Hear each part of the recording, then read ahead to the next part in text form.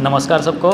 मैं Ajay Kumar department of geography में as ए guest faculty काम कर रहा हूँ अभी।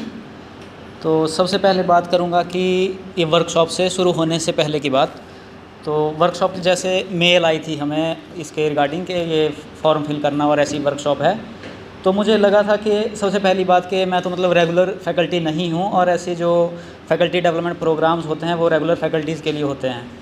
तो लेकिन फिर भी सोचा कि चलो अप्लाई कर देता हूँ, अगर उन्होंने सेलेक्ट किया तो करूँगा, नहीं तो फिर कोई बात नहीं।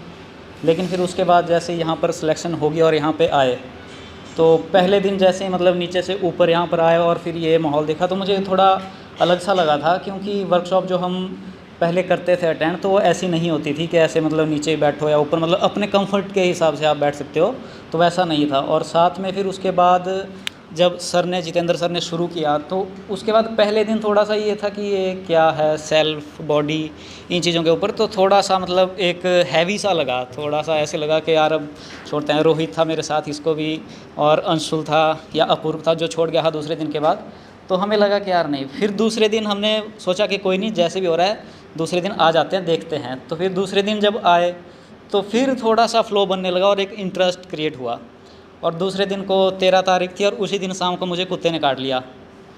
तो फिर मुझे मतलब वही था कि रिएक्ट नहीं हुआ उस दिन भी, क्योंकि उस दिन पहले मतलब पूरा दिन था कि ठीक है। तो उसके बाद फिर अगले दिन सवेरे टेटनस का टीका लगवा के और ये एंटी रेबीज़ वाले इंजेक्शन वगैरह लगवा के, थोड़ा फीवर था, सर दर्द भी थी, तो यहाँ पे आ गया उसके साथ। तो ठीक है, फिर जैसे जैसे इसको पूरा अटेंड किया वर्कशॉप पूरी, तो फिर उसके बाद एक समझ बनने लगी। तो मैंने शायद पहले भी शेयर किया था कि जैसे घर में बात करता हूँ तो घर वालों के साथ मैंने यूट्यूब वाला लिंक शेयर कर दिया हुआ है, तो अभी उनको पूछा नहीं, उन्होंने देखी नहीं देखी पता नहीं।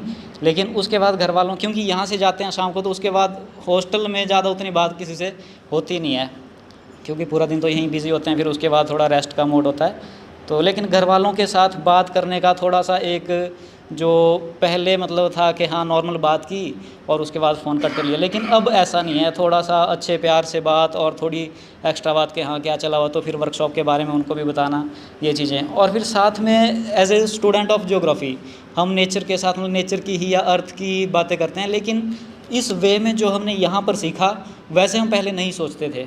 हम कंजर्वेशन की ये बात करते थे, नेचुरल रिसोर्सेज को कैसे कंजर्व किया जाए, या ह्यूमन ज्योग्राफी में ह्यूमन सोसाइटी, ऐसी रेसिस की बात, बहुत सारी बातें करते हैं। लेकिन इस वे में जैसे यहाँ पर सर ने बताया उस तरह से हम सोचने पे अब जो मतलब सोचने लगे हैं, वैसा पहले नहीं सोचते थे। तो अब मेरा यही है कि यहाँ पे जैसे हार्मनी कैसे with in self, family, society और नेचर एग्जिस्टेंस के साथ वैसे ही बनाए रखें। और अपने से मतलब, क्योंकि यहाँ पर ज़्यादातर जितने फैकल्टी मेंबर्स हैं काफ़ी सीनियर हैं, तो इन्होंने हमसे ज़्यादा लाइफ देखी हुई है, तो हमारा अभी उतना एक्सपीरियंस नहीं है।